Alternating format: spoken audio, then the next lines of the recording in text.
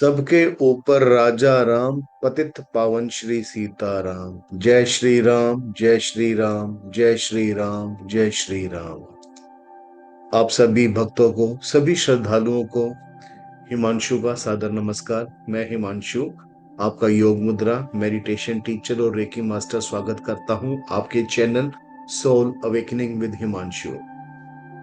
आज का वीडियो बहुत ही एक भक्ति से भरा हुआ एक वीडियो है। ये एक ऐसे संत महापुरुष, एक ऐसे गुरु की कहानी जिसमें उन्होंने अपने भक्त की इस प्रकार से जान बचाई, जैसे एक पिता अपने बच्चे को संरक्षण देता है और हर विपत्ति से उसे निकालता है। ये कहानी का आधार है श्रद्धा, भक्ति। और भक्ति और श्रद्धा के माध्यम से ही परमात्मा वो कार्य भी करते हैं जिसको हम चमत्कार कहते हैं। चमत्कार परमात्मा, गुरु दिखावे के लिए नहीं करते, वो केवल भक्ति के वश में आकर, अपने भक्तों के प्रेम के बस में आकर कुछ ऐसे कार्य कर जाते हैं जिनकी हम कभी कल्पना भी नहीं कर सकते। तो सबसे पहले उसी परम गुरु को हम सादर प्रणाम करेंगे। ओम ओम ओम। गुरु ब्रह्मा गुरु विष्णु गुरु देवो महेश्वरा, गुरुरेव परब्रह्म तस्मै श्री गुरुवे नमः। वीडियो आरंभ करने से पहले, कहानी आरंभ करने से पहले कमेंट बॉक्स में एक बार जय श्री राम अवश्य लिखें, ताकि आपकी हाजिरी महाराज जी, बाबा जी तक पहुंच जाए। पुनः सभी को जय श्री राम। तो आइए, जिनकी फोटो लगा रखी है इनके बारे में सब लोग जानते हैं। शायद ही कोई ऐसा व्यक्ति इस पृथ्वी पर होगा जो इन्हें ना पहचानता हो। ये हैं श्री श्री नीम करोली बाबा जी, जिन्हें हम हनुमान जी का अवतार भी कहते हैं। कोई इन्हें हनुमान जी का परम भक्त कहते हैं। यहाँ पर नाम से अधिक विशेषता होती है गुणों की। जब कोई व्यक्ति उस परमात्मा में मिल जाता है तो वो राम में ही हो जाता है। तो आइए आज हम एक छोटी सी कहानी के माध्यम से जानेंगे कि बाबा जी ने, महाराज जी ने कैसे एक दंपति के बच्चे की जान बचाई। वो बच्चा जो एक सैनिक था, द्वितीय विश्व युद्ध के आसपास, किस प्रकार उसके जीवन की रक्षा करी। नीम करोली बाबा जी कैसे उन्होंने एक सैनिक की जान बचाई, और आज भी उन्हें कंबल चढ़ाने की वजह क्यों बताई जाती है कि कैंची धाम जो आप पीछे मंदिर देख रहे हैं, यहाँ पर अगर आप जाएं तो बहुत सारे भक्त श्रद्धालु कंबल चढ़ाते हैं। उसका कारण क्या है? तो सबसे पहले समझेंगे कि नीम करोली बाबा जी थे कौन। नीम करोली बाबा, जिन्हें उनके भक्त प्यार से महाराज जी के नाम से भी जानते हैं, वो उन महान विभूतियों में से एक हैं जिनकी दिव्यता की कहानियां सीमाओं से परे है। Beyond the limits, beyond the imaginations. पूरे विश्व में उनके भक्त, उनके अनुयायी हैं। कहा जाता है कि उनका प्रभाव, जो एप्पल कंपनी जो आईफोन निकालती है, स्टीव जॉब्स और फेसबुक के मार्क जुकरबर्ग जैसे टॉप टेक्नोलॉजी के जो लीडर्स रह चुके हैं, उनके जीवन को भी इन्होंने प्रभावित किया है। महाराज जी सदा सदैव अपने भक्तों के मन की इच्छा, उनके मन में क्या चल रहा है, आज भी जानते हैं। महाराज जी आज शरीर में नहीं है, किंतु इसका अर्थ ये नहीं है कि महाराज जी नहीं है। परमात्मा सदा सदैव रहता है। तो आइए हम शुरू करते हैं। ये बात है द्वितीय विश्व युद्ध के आसपास की, सेकेंड वर्ल्ड वॉर के आसपास की। महाराज जी एक बार किसी एक सिटी से गुजर रहे थे, एक शहर से गुजर रहे थे। वहां पे उनके दंपति, एक नव दंपति थे जो महाराज जी के बहुत ही ज्यादा भगत थे। हमेशा महाराज जी के चरणों के अंदर सर नवाना, दिन रात महाराज जी का नाम उनकी ज़बान पे रहता था। उनकी प्रत्येक श्वास के अंदर नीम करोली बाबा जी का नाम रहता था। दंपति उनकी उपस्थिति के आशीर्वाद से रोमांचित थे, लेकिन अंदर ही अंदर इस बात को चिंतित थे कि वे ऐसे पूजनीय व्यक्ति की उनको रिस्पेक्ट अपने छोटे से घर में कैसे दे पाएंगे। महाराज जी तो उस रास्ते से गुजर पड़े। गुरु जब किसी रास्ते से गुजरता है, और गुरु कभी ये नहीं देखता कि मेरे शिष्य के पास कितना धन दौलत है, गुरु सदैव समर्पण देखता है। अपनी कमजोरी के बावजूद उस वृद्ध दंपति ने महाराज जी को बहुत ही प्रेम से श्रद्धा पूर्वक भोजन कराया और उनसे आग्रह किया कि महाराज, आज की रात आप हमारे इस छोटे से घर के अंदर रहें। यह गुरु की ही लीला थी कि उस रास्ते से जाना, उस दंपति को ये एक अवसर देना कि वो गुरु की सेवा कर सके। उस दंपति ने बाबा जी को एक चारपाई दी और एक बहुत ही साधारण सा कंबल दिया।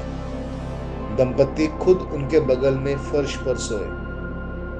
आराम करने के बजाय वे उन्हीं की भक्ति के अंदर निमग्न रहे।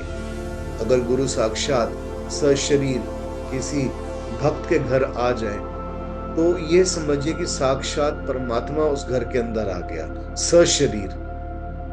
और ये स्वाभाविक है कि जब गुरु स्वयं आए, परमात्मा स्वयं आए, तो कोई व्यक्ति सो कैसे सकता है। लेकिन फिर भी वो दंपति जमीन पर लेटे रहे और लेटे लेटे ही महाराज जी के ध्यान में रात उन्होंने ऐसे ही बिताई। रात के सन्नाटे में बहुत बार उस दंपति को बाबा जी के कराहने की आवाज आई।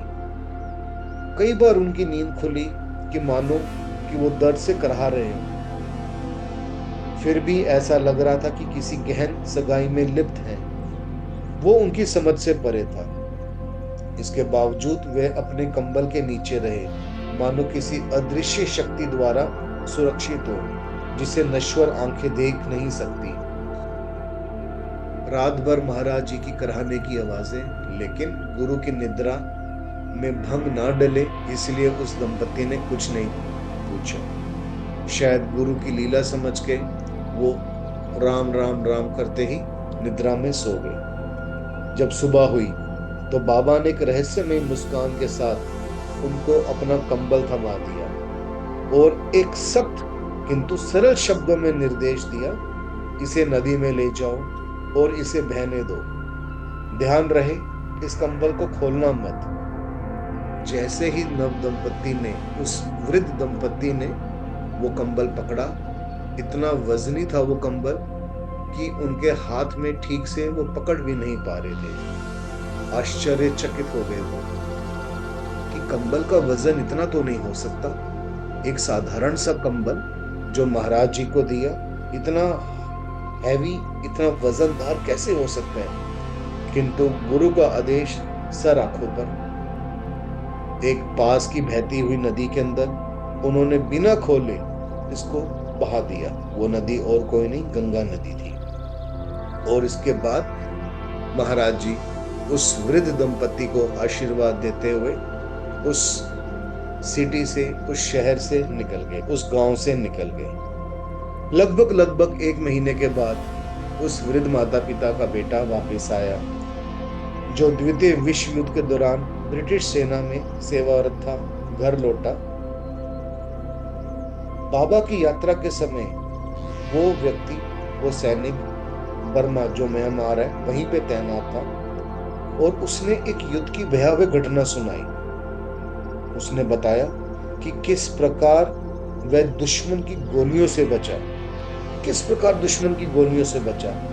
बहुत ही आश्चर्यजनक घटना थी कि उस गोलियों की बौछार जो चारों तरफ से आ रही थी, न जाने किस अदृश्य शक्ति ने उसको बचा के रखा हुआ। उस रात को उसके बाकी सभी साथियों की जान चलेगी उस गोलियों में, किंतु केवल वो एक व्यक्ति बचा रहा। तब उस वृद्ध दंपति को ध्यान आया कि उस रात तो नीम करोली बाबा जी उनके घर पधारे हुए थे और नीम करोली बाबा जी रात को करा रहे थे। तो भक्तों, आपको समझ आया कि कैसे बाबा ने वो सारी की सारी गोलियां उस कंबल के माध्यम से अपने ऊपर ली और अपने भक्त के बच्चे की रक्षा करी। भक्त भी बाबा जी के बच्चे और भक्त के बच्चे भी बाबा जी के बच्चे। तो ये दर्शाता है कि जब भक्ति और समर्पण अपनी सीमा पर पहुंच जाते हैं, सीमाओं के परे चले जाते हैं, तो परमात्मा गुरु रूप में आके वो कार्य भी करते हैं जिसकी कभी हमने कल्पना भी नहीं करी होती। यथा पिंडे तथा ब्रह्मांडे, जो हमारा पिंड है वही ब्रह्मांड है, और ब्रह्मांड उसी परमात्मा का ही एक निराकार रूप है। और यही इसी शून्यता के अंदर भक्ति की अविरल धारा बहती रहती है, जिसे हम अपनी अज्ञानतावश नहीं समझ पाते, नहीं पहचान पाते, और हम लोग प्रश्न चिन्ह लगा देते हैं जीवन की समस्याओं को देखते हुए कि ये मेरी जीवन की समस्या न जाने कब पूर्ण होगी, होगी भी कि नहीं होगी।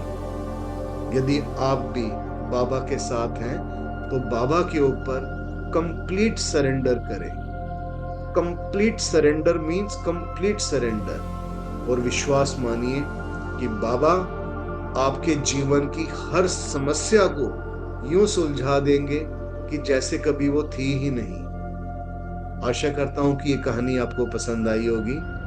बाबा का आशीर्वाद सभी के ऊपर बना रहे, और हम सभी सदा सदैव उसी राम नाम में हमेशा मग्न रहे। प्रत्येक कर्म के अंदर राम को पाए, प्रत्येक कर्म में राम को देखें, राम में हो हमारा संपूर्ण जीवन। आप सबको जय श्री राम, जय श्री राम, जय श्री राम, जय श्री राम।